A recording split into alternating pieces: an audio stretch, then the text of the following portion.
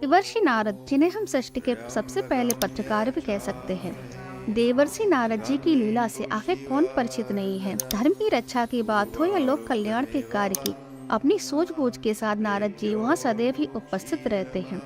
सज्जनों का मार्गदर्शन करना हो या दुर्जनों का उनके पापों से मुक्ति दिलाकर उनका उद्धार करना हो, देवर्षि नारद इस काम में सदैव ही प्रयत्नशील रहते हैं। देवर्षि नारद हर समय यहाँ वहाँ विचरण ही करते रहते हैं। वे कभी भी एक पल से ज्यादा एक जगह नहीं ठहर पाते हैं। नारद जी को भगवान नारायण सा मन भी कहा जाता है, क्योंकि वे लगभग मन की गति से ही विचरण करते हैं। भगवान की लगभग सभी लीलाओं में नारद जी ने कोई न कोई भूमिका जरूर निभाई है। अनेकों घटनाओं, कथाओं और समस्याओं के निवारण करने के लिए देवर्षि नारद जी की भूमिका से सभी भली बात परिचित है। देवर्षि भगवान विष्णु के अनन्य भक्त हैं। वे हर पल हर क्षण भगवान के नाम का ही कीर्तन करते रहते हैं। अब सवाल आता है कि नारद जी कौन थे और उनका जन्म कैसे हुआ था। इस बारे में बहुत कम लोग जानते हैं, तो आज की इस वीडियो में हम नारद जी से जुड़ी विभिन्न शास्त्रों और ग्रंथों में कही गई इन्हीं कथाओं को जानने का प्रयास करेंगे। तो वीडियो में आगे बढ़ने से पहले अगर आप सब हमारे इस चैनल पर नए हैं और धर्म कथाओं को सुनने में रुचि रखते हैं, तो सबसे पहले हमारे इस चैनल को सब्सक्राइब कर लें और बेल आइकन को दबा दें, ताकि आने वाले हर नई वीडियो की जानकारी आप सबको मिलती रहे। तो चलते हैं कथा की ओर। दोस्तों, श्रीमद् भागवत पुराण और वायु पुराण में देवर्षि नारद का नाम देवर्षि कहा जाता है। इन्हें देव ऋषि भी कहा जाता है। साथ ही साथ मुनियों के देवता होने के कारण इन्हें ऋषि राज भी कहा जाता है।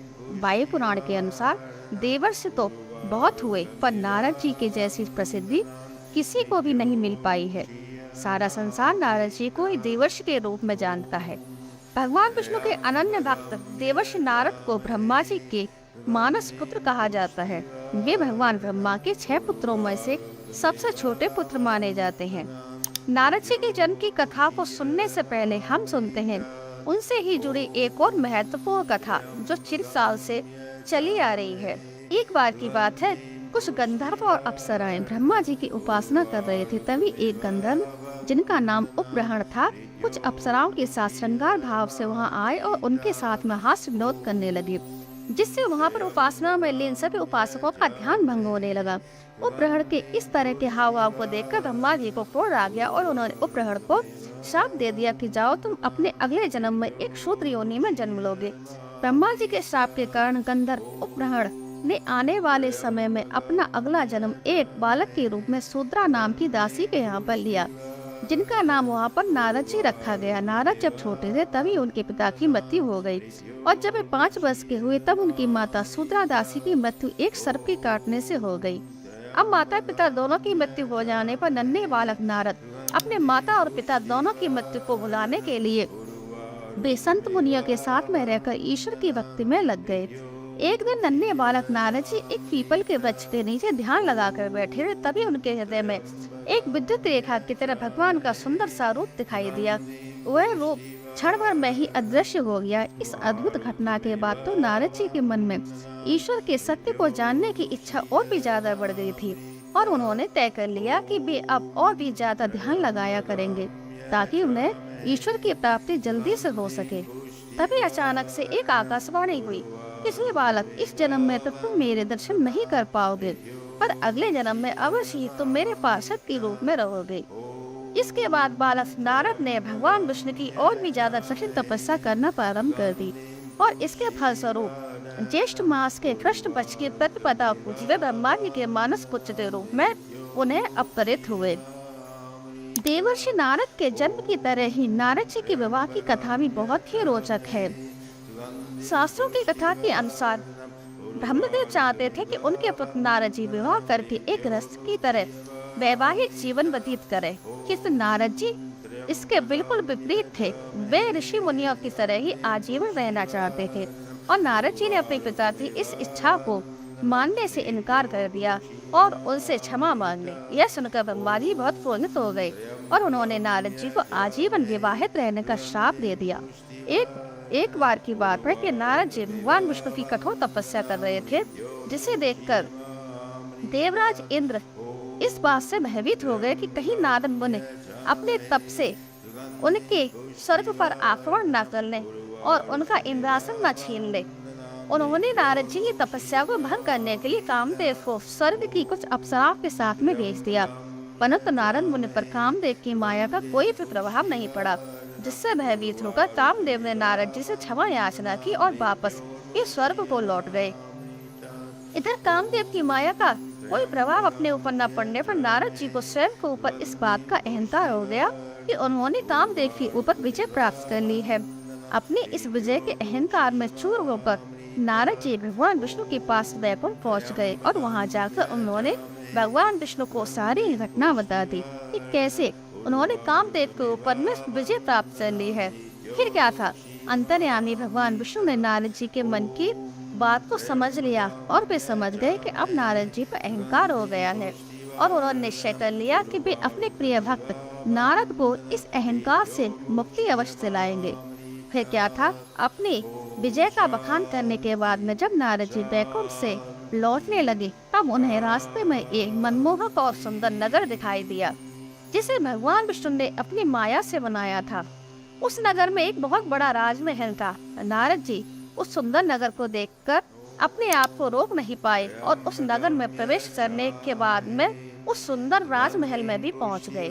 जब नारद जी वहां पहुंचे तो वहां उनका भव्य स्वागत हुआ। नारद जी को आया देखकर वहां के राजा ने अपनी पुत्री को बुलाया और नारद जी से कहा कि हे मुनिवर, मुझे अपनी पुत्री का स्वयंवर करना है, अतः आप इसका हाथ देकर इसका भविष्य बताने की कृपा करें। नारद जी उस राजकुमारी को देखते ही उसके रूप पर मोहित हो गए और जब उन्होंने उस राजकुमारी का हाथ देखा तो वे उसे देखकर दंग रह गए। राजकुमारी के हाथ की रेखाओं के अनुसार जो भी राजकुमारी से विवाह करेगा वह विश्व विजेता बनेगा तथा वह समस्त संसार पर राज करेगा। नारद जी ने इसको अपने मन में ही रखा और अन्य बातें राजकुमारी के बारे में बताकर वहाँ से चले आए। अब नारद जी राजकुमारी के रूप और उसके हाथ की रेखाओं को देखकर वे अपना वैराग्य भूल चुके थे। नारद जी राजकुमारी से विवाह करने का सपना देखने लगे। अब नारद जी पहुंच गए भगवान विष्णु के पास और वहां जाकर उन्होंने भगवान विष्णु से कहा कि हे प्रभु, आप मुझे सुंदर रूप प्रदान करें। यह सुनकर भगवान विष्णु ने कहा कि हे नारद, हम तुम्हें वही प्रदान करेंगे जो तुम्हारे हित में होगा और मेरा आशीर्वाद तुम्हारे साथ में हमेशा रहेगा। नारद जी भगवान विष्णु की बातों का अर्थ नहीं समझ पाए और वहां से निकलकर निश्चित समय पर पहुंच गए राजकुमारी के स्वयंवर में हिस्सा लेने के लिए। नारद जी को पूरा विश्वास था कि भगवान विष्णु ने उन्हें सुंदर रूप प्रदान कर दिया है और राजकुमारी उनके रूप पर मोहित होकर उनके गले में वरमाला डाल देगी, पर ऐसा नहीं हुआ और राजकुमारी ने उन्हें देखा भी नहीं और एक अन्य राजकुमार के गले में उसने वरमाला डाल दी। नारद जी को यह देखकर बहुत आश्चर्य हुआ और उन्होंने उसी समय जाकर जल में अपना चेहरा देखा तो वे चकित रह गए और उन्होंने देखा कि उनका चेहरा तो किसी बंदर के समान दिखाई दे रहा है, जिसे देखकर नारद जी क्रोध में आ गए और वे क्रोध में भरे हुए पहुंच गए वैकुंठ। वहां जाकर उन्होंने देखा कि वही राजकुमारी भगवान विष्णु के साथ में विराजमान थी। यह सब देखकर तो नारद जी का क्रोध और भी ज्यादा बढ़ गया और उन्होंने भगवान विष्णु को क्रोध में आकर श्राप दे दिया कि आपने बंदरों के समान मुझे मुख देकर जो मेरा उपहास करवाया है, ना तो इसके लिए मैं आज आपको श्राप देता हूँ कि आप मनुष्य के रूप में पृथ्वी पर जन्म लेंगे और आपको इन्हीं बंदरों की सहायता लेनी पड़ेगी और जिस तरह से मुझे स्त्री वियोग सहना पड़ा है उसी तरह से आपको भी स्त्री का वियोग सहना पड़ेगा। भगवान विष्णु नारद जी की बातों को सुनकर मंद मंद मुस्कुराने लगे और वो राजकुमारी माता लक्ष्मी के रूप में जा समाई।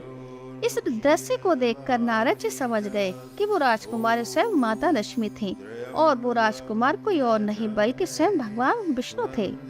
अब क्या था, नारद जी पश्चाताप से भरे हुए और शर्मिंदा होते हुए भगवान विष्णु से क्षमा याचना करने लगे, परंतु अब उनका श्राप तो वापस नहीं हो सकता, तो इसीलिए भगवान विष्णु ने उनकी वाणी का सम्मान रखते हुए प्रभु श्री राम का रूप लेकर धरती पर अवतार लिया था।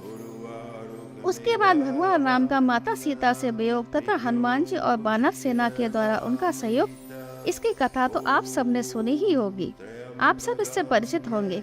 देवर्षि नारद भगवान विष्णु के पार्षद होने के साथ साथ देवताओं के प्रवक्ता के रूप में भी जाने जाते हैं, जिस कारण प्रत्येक युग में समस्त लोकों में उनका स्थान सम्मानपूर्ण रहा है। नारद जी देवताओं के मध्य ही नहीं, वे असुरों के मध्य भी उतने ही आदरणीय माने जाते रहे हैं। देवर्षि नारद गुरुओं के भी गुरु माने जाते हैं।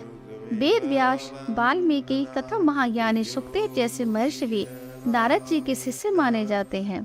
तो दोस्तों, देवर्षि नारद जी की कथा आप सबको कैसी लगी कमेंट में जरूर बताना। वीडियो अच्छी लगी हो तो इसे लाइक करना, शेयर करना और हमारे चैनल को सब्सक्राइब करना तो बिल्कुल भी मत भूलना। तो मिलते हैं एक ऐसी ही और नई अगली वीडियो के साथ में। तब तक के लिए नमस्कार। जय माता दी।